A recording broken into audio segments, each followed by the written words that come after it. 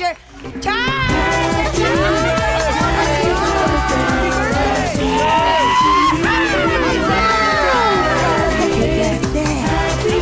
Ayan po!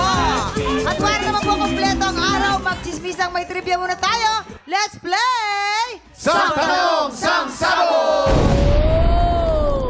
Eto na, ang alay natin, Michael Sager! Nak, bago ko tanungin ang katanungan, tanggalin mo na yung Sige jacket. po. Marurumihan. Dali. Wag. Dito mo Thank you, Mama. Delikado to kay Jason. Yan dito. Kaya naman ang katanungan namin, Michael, magpapasabog ka na ba? Mamang magpapasabog na! Oo, go. upo ka na dito. Padadala ko na lang yung oven.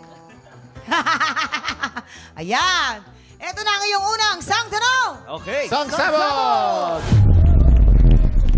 Ayon. Di umano, no? Ayon. Kay Kate Valdez, isa sa pinaka-memorable vacation niya ay nung pumunta siya sa Bohol. Bakit ito naging memorable kay Kate? A. Natuto siyang mag-free diving. Or B. Nakagat siya ng tarsiya. Ay, Yes. Oo, ito kasi si Kate, hindi magastos yan. Tipidity queen yan. Ay, tipid si Mil. Yes, kaya nung pumunta siya ng Bohol, Panglao, at nalaman niya na free ang diving, nag-free diving siya. Yes, Kuya Kim. Free diving daw. Lahat na lang magkakilala. Hello!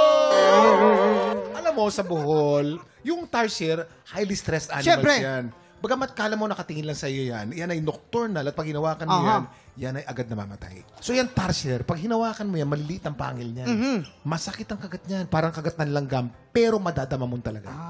Now, Michael, ano magiging kasagutan mo dyan? Nako, madaming ang tarsier sa Bohol po, Kuya Kim. Pero si Kate kasi, non-stop ang pagkwento niya sa free diving niya sa Bohol. So kahit lahat na lang kilala ni Faith, ang sagot ko, free diving. Tignan natin. Sabi po niya ay free diving. Kabog or sabog in 5, 4, 3, 2, 1!